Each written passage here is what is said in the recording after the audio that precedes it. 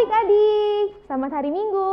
Hari ini bersama Rosa Okta kita akan mengangkat pujian untuk Tuhan. Sebelumnya kita berdoa dulu ya adik-adik, Rosa pimpin ya. Ya Tuhan, terima kasih pada hari ini Kau telah mengumpulkan kami walau tidak bersama di satu tempat, tetapi kami yakin Kau pasti hadir dan bersama kami. Ya Tuhan, kami serahkan seluruh pujian ini ke dalam tangan-Mu, Kau pimpinlah kami. Dalam nama Tuhan Yesus kami berdoa, amin. Adik-adik tahu nggak? Kalau adik-adik sudah menyerahkan seluruh kehidupan adik-adik bersama Tuhan, pasti hati adik-adik akan merasa tenang dan akan merasa senang. Nah, oleh karena itu, mari adik-adik berdiri, saya ajak berdiri, kita angkat satu pujian, di sini senang, di sana senang.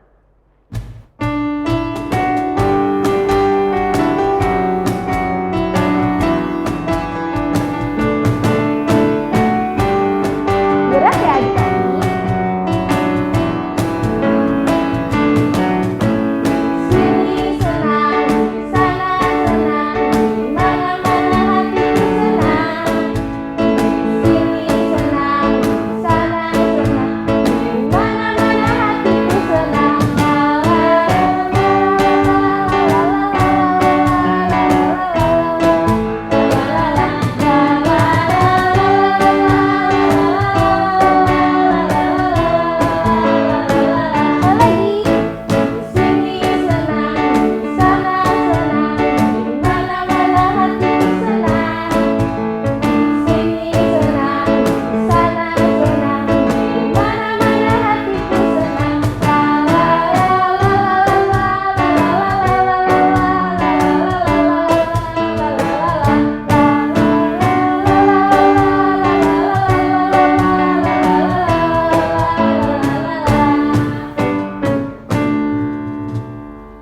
Adik-adik tahu nggak?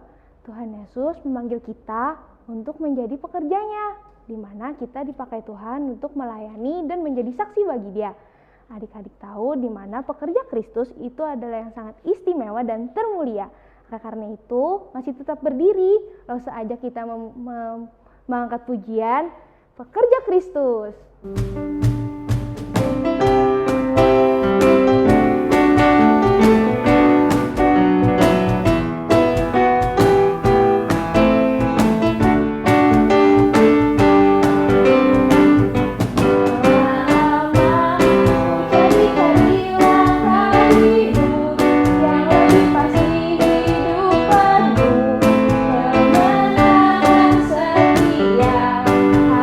Hari suatu saat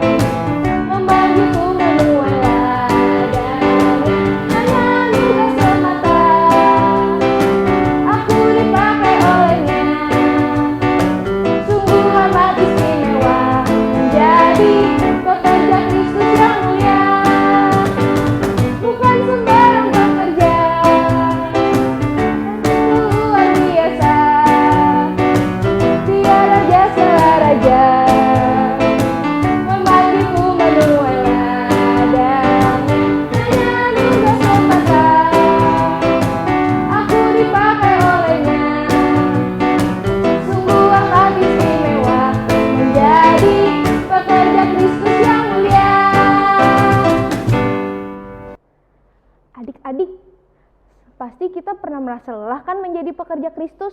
Tapi adik-adik tahu nggak, kita sebagai pekerja Kristus jangan lelah. Karena Roh Kudus selalu menopang kita dan menguatkan kita. Oleh karena itu, saya ajak adik-adik untuk menyanyi, jangan lelah.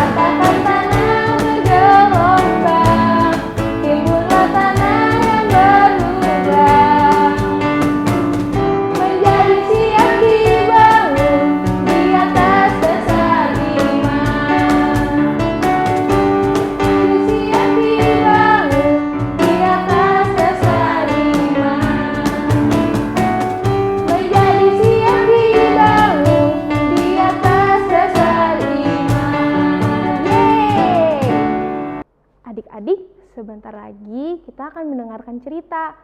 Nah itu, langsung saja kita berdoa. Adik-adik lipat tangan, tutup matanya ya, Lose pimpin. Ya Tuhan, terima kasih atas penyertaan-Mu dari pagi tadi hingga sekarang. Ya Tuhan, sebentar lagi kami ingin mendengarkan sedikit dari firman-Mu. Kau pakailah kami ya Tuhan sebagai anak-anak-Mu supaya dapat menerapkan firman-firman-Mu di kehidupan kami.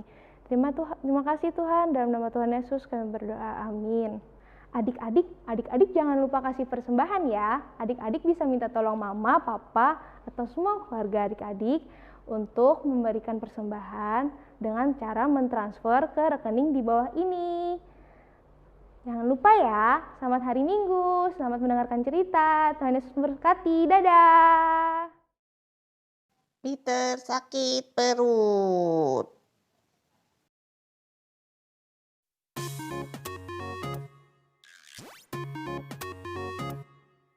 Asik ada permen. Mah, boleh ya Peter minta permennya?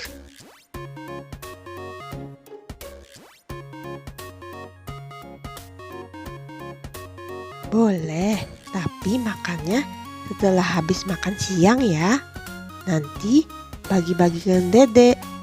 Udah ya, Mama mau masak dulu. Permennya kelihatan enak. Aku makan satu ah. Nyam nyam nyam nyam. Enak. Aduh, perutku sakit. Mama kan sudah bilang permennya boleh dimakan setelah makan siang. Habisnya permennya kelihatan enak.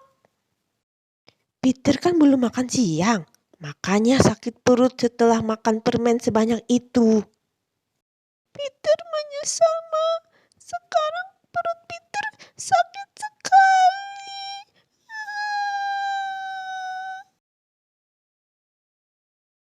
Ayo, siapa yang tidak taat seperti Peter? Nah, mungkin kalian ada yang bertanya, apa itu taat? Taat itu berarti menurut pada aturan atau perintah. Mungkin di rumah kalian pernah dilarang main pisau, tapi kalian main pisau. Akhirnya tangan kalian berdarah deh. Atau ada anak yang dilarang main api, lalu terjadi kebakaran. Banyak yang terjadi kalau kita tidak taat pada perintah dan peraturan yang ada. Aduh, senang sekali. Akhirnya kita bisa ketemu lagi ya. Nah, kita ada di kelas yang baru, tahun ajaran baru. Ada yang sudah naik kelas 1, ada juga yang sudah naik kelas 2. Siapa di sini yang sudah naik kelas 1? Siapa yang naik kelas 2? Wah, nah adik-adik kalian yang dari TK ada yang baru masuk kelas 1. Pasti senang ya bisa masuk kelas 1. Akhirnya kalian sudah bukan TK lagi, tapi sudah SD. Di kelas 1 ini pasti kalian sudah banyak yang sudah diajarkan belajar membaca. Nah, jadi mulai kelas 1 kalian akan sering disuruh untuk membaca Alkitab. Nah, bagi yang belum lancar membaca Alkitab, kalian bisa minta bantuan Kokoh Cece atau papa mama kalian. Seperti tadi cerita tentang Peter yang tidak taat, di Alkitab juga ada seorang yang tidak taat. Dia adalah seorang raja. Cerita raja yang tidak taat itu dapat kalian baca di 1 Samuel 8-13. Nah, karena ceritanya lumayan panjang, Lause akan meringkas ceritanya berikut ini. Hari ini Lause mau memperkenalkan kalian pada seorang nabi dan juga hakim bangsa Israel. Namanya Samuel. Selama ini Tuhan selalu memimpin bangsa Israel melalui Nabi Samuel. Tapi suatu hari bangsa Israel menemui Samuel dan berkata, "Samuel, Bapak kan sudah tua. Kami mau seorang raja yang memerintah atas kami, seperti bangsa-bangsa lain." Waktu itu, bangsa-bangsa musuh dipimpin oleh seorang raja. Padahal, kalau dipimpin raja, hidup mereka bisa menjadi lebih sulit. Tuhan sudah memberikan peringatan melalui Samuel. Tapi, bangsa Israel tetap memaksa supaya mereka punya raja. Samuel pun berdoa dan Tuhan pun mengabulkan maunya bangsa Israel. Dan terpilihlah Saul menjadi raja. Bangsa Israel pun gembira dan berteriak, "Hidup raja! Hidup raja!" Pada mulanya, Saul memimpin Israel dengan baik.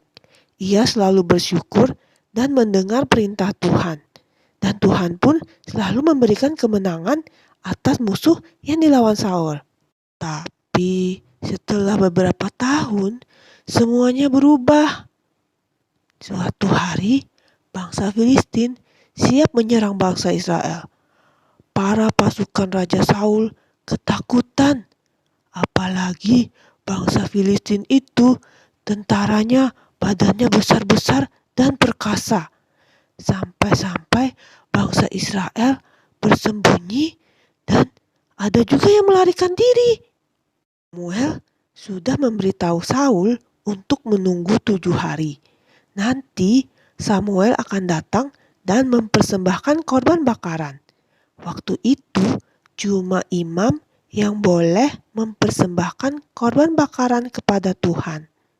Sudah 7 hari, tapi Samuel tidak muncul juga. Pasukannya pun menjadi ketakutan. Saul jadi tidak sabar Lalu dia memutuskan untuk menyalakan dan mempersembahkan korban bakaran itu sendiri. Setelah mempersembahkan korban bakaran, Samuel pun datang. Saul pun menyambut Samuel. Tapi Samuel memarahinya. Karena aku melihat rakyatku meninggalkan aku, tapi engkau tidak datang juga setelah 7 hari. Padahal orang Filistin sudah semakin mendekat. Makanya kupikir aku harus memohon belas kasihan Tuhan. Lalu kuberanikan diri mempersembahkan korban bakaran. Samuel sangat kecewa pada Saul karena ketidaktaatannya. Karena ketidaktaatan Saul, Tuhan pun menghukum Saul.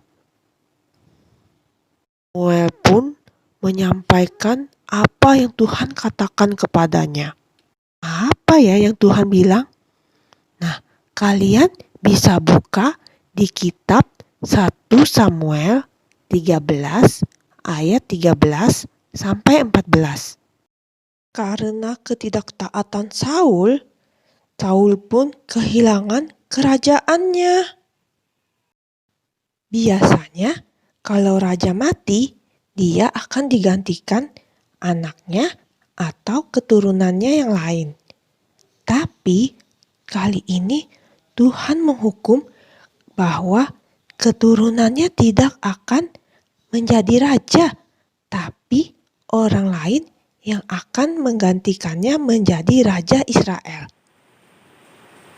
Raja Saul memang tidak taat, tapi ada satu orang yang taat pada perintah Allah. Yesus tidak pernah berdosa dan dia selalu melakukan apa yang Tuhan perintahkan kepadanya. Lause ingin kalian membuka Alkitab kalian, buka di Filipi 2 ayat 8. Mari kita buka Filipi 2 ayat 8. Dan dalam keadaan sebagai manusia, ia telah merendahkan diri dan taat sampai mati, bahkan sampai mati di kayu salib. Yesus menaati Allah dengan sempurna dan dia mati di kayu salib supaya kita yang tidak taat dan sudah suka berbuat kesalahan ini dapat diampuni. Ayat hafalan kita hari ini diambil dari Yohanes 14 ayat 15. Jikalau kamu mengasihi aku, kamu akan menuruti segala perintahku. Di ayat ini, jikalau kamu mengasihi aku, kamu itu kita semua mengasihi aku itu Tuhan. Nah, kalau kita mengasihi Tuhan, kita pasti akan menuruti segala perintahnya. Kita mungkin pasti berpikir, gimana caranya kita menaati Tuhan? Nah, kita menaati Tuhan dengan menuruti apa kata papa mama kita, atau para rause kita, para miss di sekolah, atau opa oma kita, siapa saja yang memberikan peraturan. Selesai sudah cerita kita hari ini. Nah, untuk menutup cerita kita hari ini, kita akan berdoa. Mari kita berdoa. Tuhan Yesus, terima kasih karena melalui firman ini kami belajar untuk selalu taat pada Tuhan seperti Tuhan Yesus yang juga selalu taat pada Tuhan. Terima kasih Tuhan Yesus, dalam nama Tuhan Yesus kami berdoa. Amin. Nah, sampai jumpa semuanya.